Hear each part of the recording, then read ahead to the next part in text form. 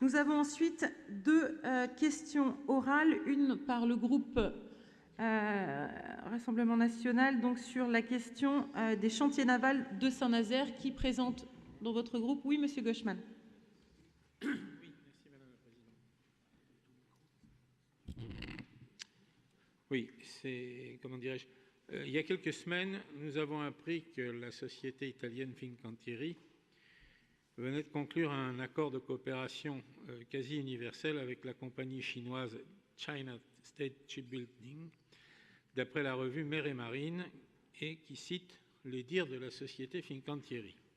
L'accord prévoit que les parties discutent de la possibilité d'étendre leur collaboration actuelle, qui compte une co-entreprise dédiée aux premiers navires de croisière construits en Chine pour le marché local et d'autres activités connexes. On ne va pas refaire toute l'historique, si vous voulez, de ce dossier, mais lorsque, en juin 2016, nous avions attiré l'attention de votre Conseil sur les difficultés qui pouvaient se présenter quant à l'avenir de la société qui, à l'époque, s'appelait encore STX, nous redoutions un petit peu, justement, qu'une entreprise chinoise, parmi celles qui ont le vent en poupe en matière de construction navale, donc arrive par un biais ou par un autre à s'emparer de ce qui est quand même une entreprise stratégique industrielle pour notre pays. Alors, il y a eu effectivement une sorte de feuilleton, essentiellement dû à la volonté du gouvernement, ainsi qu'un entêtement, j'avoue incompréhensible, de Bruno Le Maire, qui était ministre de l'économie et des finances à l'époque, afin d'aboutir à tout prix à un partage moitié-moitié avec Fincantieri et l'État.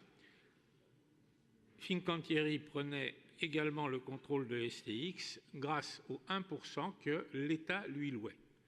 J'avoue que le montage m'avait laissé un peu perplexe. Ensuite, l'État français a décidé de rajouter, probablement pour faire bonne mesure, la société Naval Group, qui est l'ex-DCNS, donc hautement stratégique dans ce qui concerne le naval militaire, pour créer un Airbus de la navale. Alors, était-ce dû à la certitude de remettre en marche le fédéralisme européen? Nous nous interrogeons dessus. Toujours est-il qu'au lieu de saisir cette opportunité heureuse qui aurait permis de reprendre à un prix très faible le contrôle intégral de STX France, dont la santé industrielle, malgré tout, est assez florissante, le gouvernement veut maintenir coûte que coûte son projet de prise de contrôle de Fincantieri. Si cette ligne était maintenue, le risque de voir transférer vers les chantiers chinois une partie du plan de charge actuel ne pourrait être écarté. La tendance vers un retour aux souverainetés nationales est clairement établie, et dans ce contexte, est-il envisageable de laisser une puissance étrangère accéder à des informations qui, de toute évidence, sont du domaine de la défense nationale? Pourriez-vous, Madame la Présidente, nous rassurer sur ce sujet? Merci de votre attention. Oui, Bruno Retailleau. Très rapidement, Jean Gauchmann évoque en réalité deux dossiers. Le premier dossier qui s'est conclu il y a un an sur les activités civiles de nos chantiers navals avec Fincantieri, où effectivement, je le confirme, nous avons eu droit à la démonstration du en même temps avec les 1% de prêts qui finalement, après une opération de mise en scène d'une pseudo-nationalisation du chantier naval, a fait que notre chantier naval est tombé entre les mains de Fincantieri. Je n'y reviens pas. Déjà, il y a plus d'un an, nous avions révélé les liens entre cette société et le groupe chinois que vous avez cité. En revanche, il y a un autre dossier qui se dessine et qui est le projet Poséidon, qui consiste à marier autour d'une société à 50%, 50%, les activités militaires de Fincantieri et celles, bien sûr, de l'ex-DCN, qui est devenu désormais Naval Group. Moi, j'émets un certain nombre de doutes sur cette opération qu'il va falloir expertiser au niveau national, parce que, autant sur Fincantieri, nous avions déjà souligné qu'il y avait l'utilisation de la seule grande forme, grande cale qui nous permette demain de remplacer et de fabriquer le Charles de Gaulle, ce qui était déjà un élément de souveraineté en termes de défense. Mais là, on est sur des activités militaires.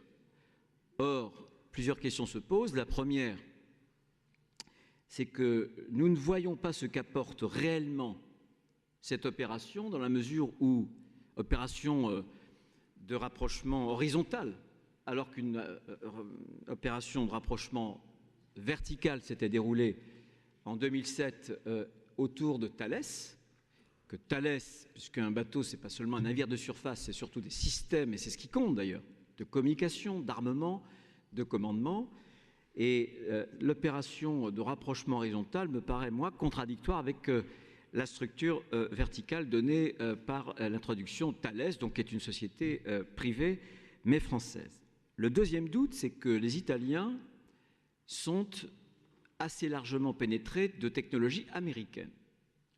Or, quand on sait comment les États-Unis utilisent, à travers leur loi d'extraterritorialité, le vecteur du dollar, le vecteur des logiciels, le vecteur des technologies, moi je demande, et je demanderai, alors pas dans cette enceinte évidemment, à ce que les commissions parlementaires de la défense étudient très sérieusement cette question qui pose le problème de la souveraineté nationale. Si vous pensez un seul instant que les Américains, qui sont nos alliés, pourraient, le moment venu, faciliter des ventes à l'export de ces navires, j'en doute très fortement. C'est la raison pour laquelle... Il faut terminer, monsieur j'émets des oui, Retailleau. Merci, Madame la Présidente, je comprends, je termine, mais je pense que c'est un dossier qui est important pour la région, mais aussi important pour le pays. Merci.